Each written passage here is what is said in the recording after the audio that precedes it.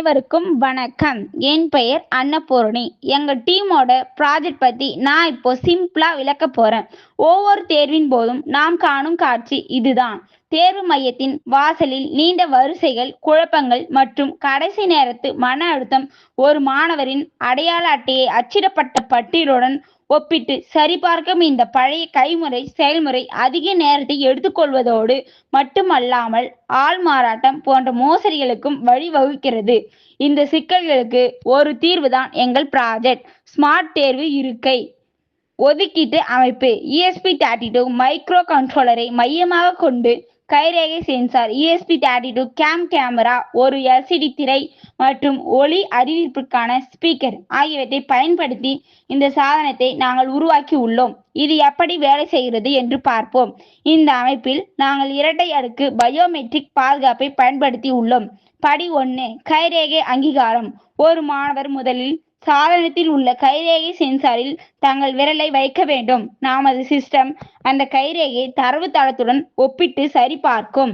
படி 2, முகம் சரிபார்ப்பு. கைரேகை வெற்றிகரமாக பொருந்தினால் மட்டுமே நமது ESP32 கேமரா தானாகவே செயல்படுத்தப்படும். அது மாணவரின் முகத்தை ஸ்கேன் செய்து அவரது அடையாளத்தை மீண்டும் உறுதிப்படுத்தும். இந்த 2 சோதனைகளும் வெற்றிகரமாக பொருந்தினால் ஸ்பீக்கர் மாணவரின் பெயரை மட்டும் குறிப்பிட்டு வரவேற்கும். மாணவரின் பெயர், உங்கள் விவரங்கள் திரையில் உள்ளன என்று அறிவிக்கும். அதே நேரத்தில் மாணவரின் தனிப்பட்ட பாதுகாப்பிற்காக அவரது தேர்வு அறை எண் மற்றும் இருக்கை எண் ஆகியவற்றை LCD திரையில் ரகசியமாக காண்பிக்கப்படும். ஒருவேளை கைரேகையோ அல்லது முகமோ பொருந்தவில்லை என்றாலோ சாதனம் உடனடியாக அங்கீகாரம் தோல்வியுற்றது, கண்காணிப்பாளரை அணுகவும் என்று அறிவிக்கும்.